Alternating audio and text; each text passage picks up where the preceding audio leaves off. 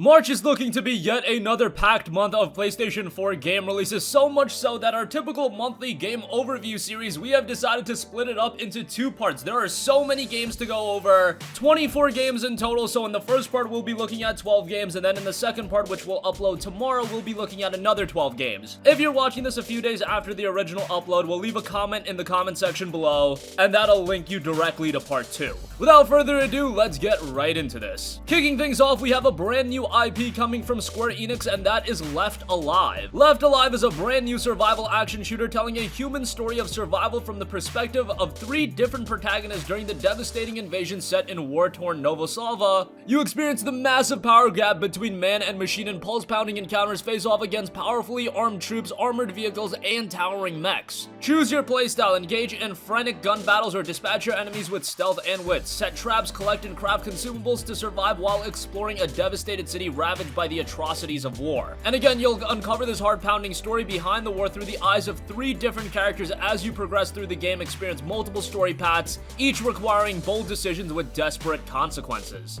I've said it before, but Square Enix really needs Left Alive to be a home run. They don't have a lot of IPs where they can rely on right now. Final Fantasy has been in a little bit of a downswing. Shadow of the Tomb Raider didn't do all too well. Kingdom Hearts is the one franchise that has done rather well, but they need something else, and I think Left Alive could be that game. We'll find out as Left Alive hits the PS4 on March 5th. Next up, we have the latest in a long-running franchise by Capcom, Devil May Cry 5. Yes, Devil May Cry is finally returning to its roots after the release of DMC Devil May Cry by Ninja Theory, which I actually thought was a very good game. I know everyone was disappointed by the new look Dante had, but if you actually assess that game from the fundamentals, it was a pretty good game. But now with Devil May Cry 5, they're bringing back Nero, they're bringing back Dante, and there's a 3rd character in there as well. The threat of demonic power has returned to menace the world again, and the invasion begins when the seeds of a demon tree take root in Redgrave City. As this hellish incursion starts to take over the city, a young demon hunter Nero, finding himself without the use of his right arm. Instead, he has a bunch of different mechanical Devil Breaker arms designed, and now he has even more power. Devil May Cry 5 looks as stylish as ever with great presentation, great music, and the gameplay looks fantastic. There's already a demo available on the PlayStation Store, absolutely free, so if you want a taste of the game, check that out, and Devil May Cry 5, the full game, will be dropping March 8th. Next up, we have the latest in a long-running fighting game franchise in Dead or Alive 6. Dead or Alive 6 will include a lot of the similar mechanics in previous Dead or Alive games, but it'll also include new features such as a slow-motion momentum and visible damage on the fighters during the course of the fight.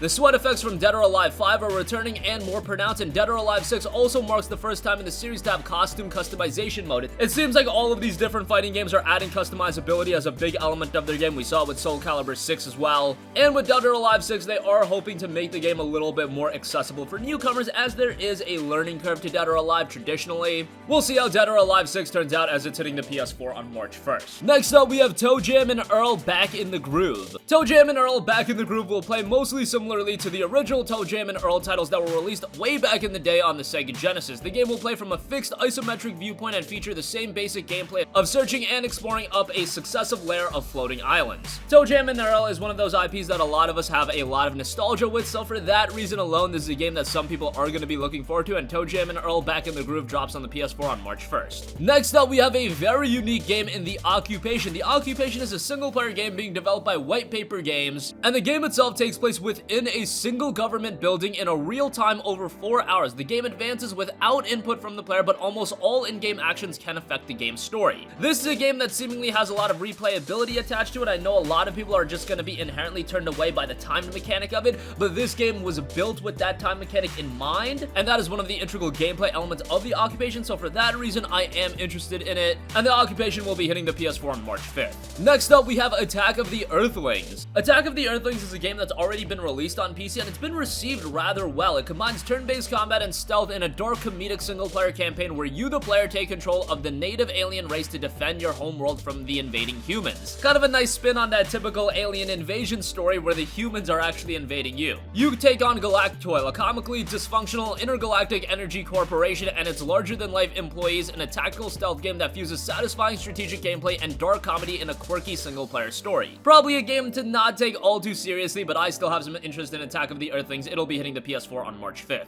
Next up, we have the Caligula effect Overdose. This game takes place in a world known as Mobius, an idyllic world that exists for the sake of letting people forget about the pain and problems of reality. In this world created by a sentient Vocaloid program, Fantasy has become blurred, allowing people to relive their high school years in bliss, yet in this seemingly beautiful and perfect world, something is amiss. This is a game that's already been released, but Overdose brings with it a lot of new features. It comes with enhanced visuals and gameplay. You can explore new scenarios, endings, and the forbidden musician route. The Caligula effect Overdose will drop on the PS4 on March 12th. Next up, we have RICO. RICO centers around 2 cops in one case and only 24 hours to take them down. Can you score the bust of a lifetime? You take the role of a loose cannon police detective and face off against criminal gangs in an exciting procedurally generated action movie FPS. Join forces with a friend online or locally and take down those crooks in a true buddy cop style. As a part of the RICO task force, your mission is clear. Get in, take down the criminals, and get out again. Sounds easy, but it's not. Procedurally generated cases mean you'll never know who or what's waiting for you, so kind of interesting in terms of mechanics,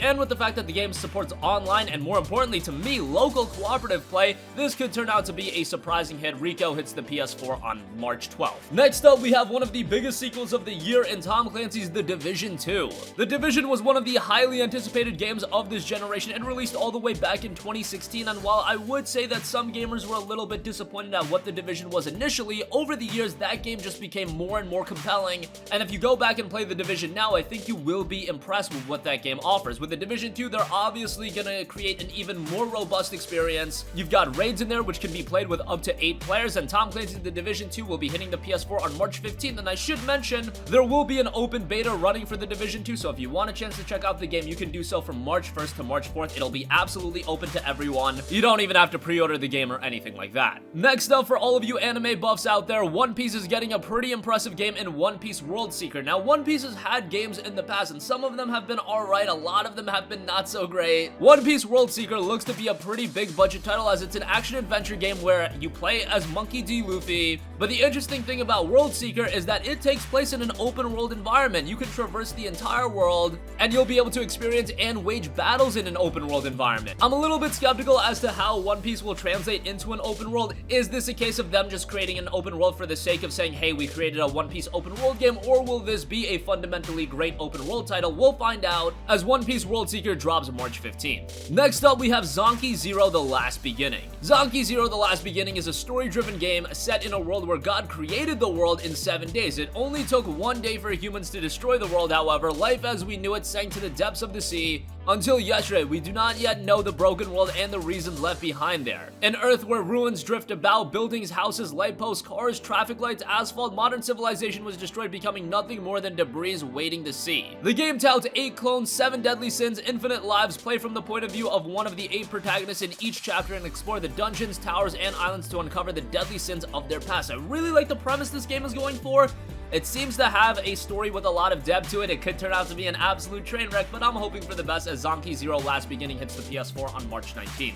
And lastly, we have a PlayStation VR release in Immortal Legacy: The Jade Cipher. Immortal Legacy: The Jade Cipher is an action-adventure horror game that fuses old-school single-player storytelling with cutting-edge VR gameplay. It's a potent mix of combat, problem-solving, and exploration designed to keep players in suspense and thoroughly immersed throughout. The story is one which takes an ancient Chinese legend and pulls it into the modern day, beginning with that oldest of motives, revenge. You play as Tyre, an ex-special forces soldier traveling the Isle of Yingzhou after the mysterious death of his mother. Together with Kasana, Tyre seeks to uncover the truth behind her death and her even more enigmatic past. I've always talked about how PlayStation VR is getting some high-quality games and games that are adding to the depth of PSVR, and we'll see if Immortal Legacy can add to that as it hits PSVR on March 20th. So that's gonna conclude this video. Again, this is just part 1. March is absolutely packed with new game releases, but right away I covered some pretty major titles: The Division 2, Left Alive, Dead or Alive 6, One Piece World Seeker, in my opinion, has a lot of potential. Devil May Cry 5 will be a huge game, but there's a lot more to go over, so stay tuned for part 2, but we hope you guys enjoyed part 1. Again, by the time you're watching this video, part 2 may already be up, so be on the lookout for that. That's gonna conclude this video. Sound off with all of your thoughts in the comment section down below. Thank you for watching, and goodbye. Hey guys, we hope you enjoyed the video, and if you did, make sure to hit the subscribe button, and if you're already subscribed, do us a favor and hit the bell icon. This way you'll be notified whenever we post a new video. That's the best way to keep up with all of our uploads, and we usually try to upload 2 videos a day. And with the bell icon hit, you'll be notified whenever we do upload a video. As always, thanks for watching.